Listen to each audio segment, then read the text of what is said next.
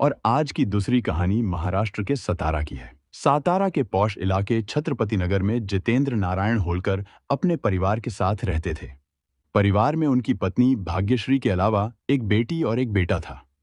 बेटी इंजीनियरिंग पढ़ रही थी और बेटा 9वीं कक्षा में।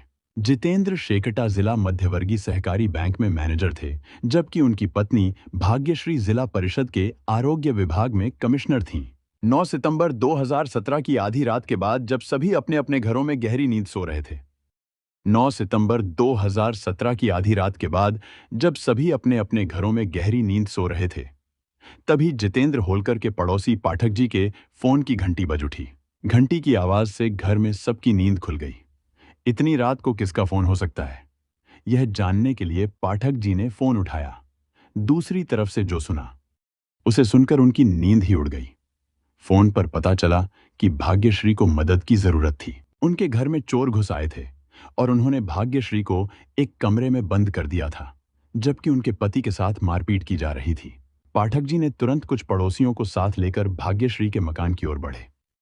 वहां पहुंचकर उन्होंने देखा कि मकान का मुख्य दरवाजा खुला था, जिससे अंदर दाखिल होने में कोई परेशानी नहीं हुई। सभी अंदर पहुंचे तो उनकी नजर बेडरूम में खून से लथपथ पड़े जितेंद्र होलकर पर पड़ी। कमरे का सामान बिखरा हुआ था।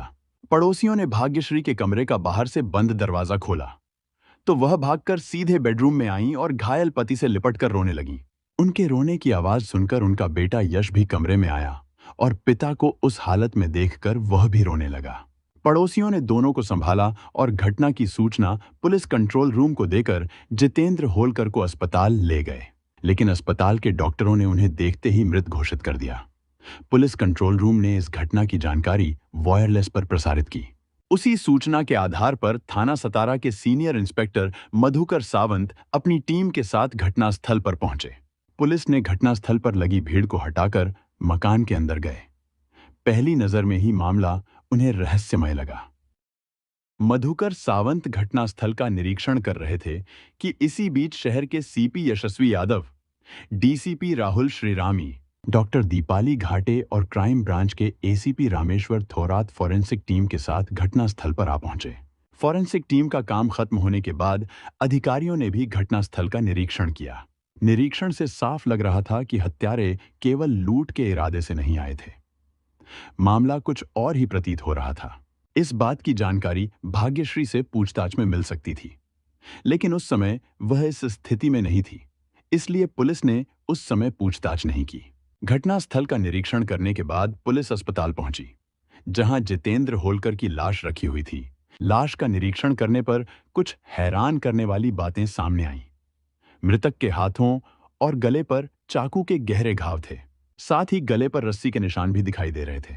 इसका मतलब यह था कि हत्यारों ने पहले रस्सी से गला घोंटकर हत्या करने की कोशिश की, लेकिन शायद इसमें वे सफल नहीं हुए।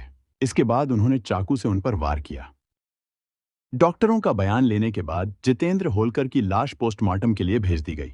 इसके बाद मुकदमा दर्ज कराने और बयान दर्ज कराने के लिए भाग्यश्री को थाने बुला लिया गया।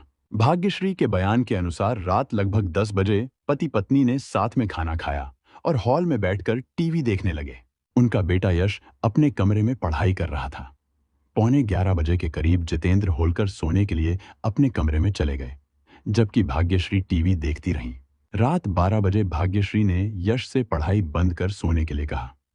यश ने पढ़ाई बंद की, लाइट बंद की और सो गया। इसके बाद भाग्यश्री सोने के लिए अपने कमरे की ओर जा रही थीं कि तभी किसी ने दरवाजा खटखटाया। जैसे ही उन्होंने दरवाजा खोला, चेहरे पर कपड़ा बांधे 2-3 लोग अंदर घुस आए और उनके गले पर चाकू रखकर उन्हें एक कमरे में बंद कर दिया। इसके बाद उनके साथ क्या हुआ, वह नहीं बता पाईं। भाग्यश्री ने तुरंत अपने पड़ोसी पाठक जी को फोन करके मदद मांगी। जब पड़ोसी मदद के लिए पहुंचे, हत्यारे जा चुके थे। पुलिस ने किसी से रंजिश के बारे में पूछा, लेकिन भाग्यश्री ने साफ मना कर दिया। उनका कहना था कि उनके पति नियम और उसूल के पक्के थे और सहकर्मियों व ग्राहकों से उनके अच्छे और मधुर संबंध थे। पुलिस ने सोचा कि जितेंद्र होलकर की हत्या लूट या दुश्मनी की वजह से नहीं हुई थी, तो फिर उनकी हत्या क्यों की गई? डीसीपी राहुल श्रीरामी ने मधुकर सावंत के नेतृत्व में एक टीम गठित कर मामले की जांच में लगा दी। इस टीम ने मृतक जितेंद्र होलकर के पड़ोसियों से अच्छी तरह पूछताछ की। पुलिस ने उनके और भाग्यश्री के मोबाइल की कॉल डिटेल्स देखकर जांच की। इसके अलावा वहां लगे सीसीटीवी कैमरों के फुटेज भी देखे गए। इसी बात से पुलिस को हथियारों का सुराग मिल गया। जितेंद्र होलकर के मकान से लगभग 50 मीटर की दूरी पर लगे एक सीसीटीवी कैमरे में एक स्पोर्ट मोटरसाइकिल दिखाई दी। यह वही मोटरसाइकिल थी जो हत्या वाले दिन 5 दिनों बाद फिर से जितेंद्र होलकर के मकान के सामने खड़ी दिखाई दी। मोटरसाइकिल से दो युवक उतरे और जितेंद्र होलकर के मकान की ओर भागते हुए दिखाई दिए। पुलिस को फुटेज से मोटरसाइकिल का नंबर मिल गया। नंबर के आधार पर पुलिस ने मोटरसाइकिल के मालिक का पता किया। वो नेता किरण गणोरे निकला। चूंकि वह एक नेता था, इसलिए पुलिस ने सीधे उस पर कार्रवाई करना उचित नहीं समझा। लेकिन जब उसका फोन नंबर भाग्यश्री की कॉल डिटेल्स में मिला, तो पुलिस को एक और सबूत हाथ लगा। कॉल डिटेल्स से मालूम हुआ कि दोनों कई महीनों से आपस में बात कर रहे थे। इसके बाद पुलिस ने किरण गणोरे को थाने बुलाकर मोटरसाइकिल और भाग्यश्री से बातचीत के बारे में पूछताछ की। लेकिन पुलिस को उसके जवाब ठीक नहीं लगे। पुलिस ने उसे अपने सवालों के जाल में उलझाया और उसके पास अपना अपराध स्वीकार करने के अलावा कोई चारा नहीं बचा। इसके बाद उसने जितेंद्र होलकर की हत्या में अपनी भूमिका बता दी। पुलिस ने तुरंत उसकी मोटरसाइकिल जब्त कर ली। किरण गणोरे के बयान के आधार पर पुलिस ने मृतक जितेंद्र होलकर की पत्नी भाग्यश्री के साथ साथ सुपारी लेकर हत्या करने वालों को भी गिरफ्तार कर लिया। मजे की बात यह थी कि गिरफ्तारी के बाद भी भाग्यश्री को अपने पति की हत्या कराने के अपराध पर कोई पश्चाताप नहीं था। उसने बिना किसी दबाव के पति की हत्या कराने का अपना अपराध स्वीकार कर लिया था। सवाल यह उठता है कि आखिर भाग्यश्री ने अपने पति के खिलाफ ऐसा कदम क्यों उठाया। पता चला कि वह पति की परेशानियों और मारपीट से इतनी दुखी हो गई थी कि उसे और कोई रास्ता नहीं दिखा। भाग्यश्री ने पुलिस को पति की हत्या कराने की जो कहानी सुनाई, वह इस प्रकार थी। भाग्यश्री जितनी खूबसूरत थी, उतनी ही महत्वाकांक्षी भी थी। उनकी शादी उनके मनपसंद लड़के जितेंद्र होलकर से 18 साल पहले 1999 में हुई थी। दोनों परिवार सुखी और संपन्न थे, जिससे समाज में उनकी अच्छी प्रतिष्ठा थी। जितेंद्र होलकर की अच्छी नौकरी थी और भाग्यश्री भी अच्छी नौकरी में थी, इसलिए उनकी शादीशुदा जिंदगी खुशी से चल रही थी। समय के साथ उनके यहाँ बेटी हुई और उसके बाद बेटा भी पैदा हुआ। पैसे की कोई कमी नहीं थी, इसलिए उन्होंने बच्चों को अच्छे स्कूल में दाखिला दिलाया। उनकी बेटी इंजीनियरिंग की पढ़ाई कर रही थी और बेटा 9वीं कक्षा में। वे चाहते थे कि बेटा बड़ा होकर डॉक्टर बने, लेकिन समय बदलता रहता है और पता ही नहीं चलता कब क्या हो जाए। जितेंद्र और भाग्यश्री की शादी के 16-17 साल जल्दी ही बीत गए। इस दौरान उनका जीवन खुशहाल था। फिर सन 2016 में अचानक सब बदल गया। जितेंद्र का व्यवहार भाग्यश्री के प्रति बदलने लगा।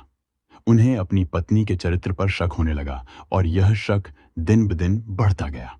जितेंद्र अक्सर उन्हें अपमानित करते और मारपीट भी करते। बच्चों के सामने उन्हें नीचा दिखाते और मारकर बेइज्जत भी करते। घर बचाने के लिए भाग्यश्री यह सब सहती रही, लेकिन उनका झूठा शक हमेशा सही साबित नहीं हुआ। आखिरकार भाग्यश्री अब और सहन नहीं कर सकी।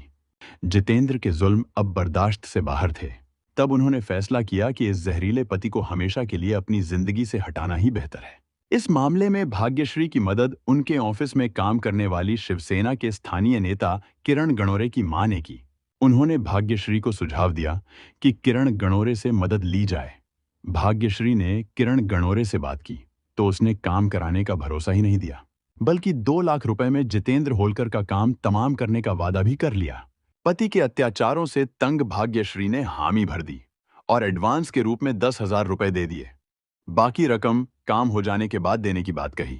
एडवांस लेने के बाद किरण गणोरे ने यह काम एक बेरोजगार युवक शेख तौफीक को सौंप दिया। सिंदूर का सौदा कर भाग्यश्री निश्चिंत हो गईं। लेकिन 4 महीने बीत जाने के बाद भी काम नहीं हुआ, तो उन्होंने एक बार फिर किरण गणोरे से संपर्क किया। इसके बाद किरण गणोरे ने शेख तौफीक को फोन कर जल्दी काम पूरा करने के लिए कहा। 2 लाख रुपए के लालच में तौफीक ने अपने एक दोस्त शेख हुसैन से बात की।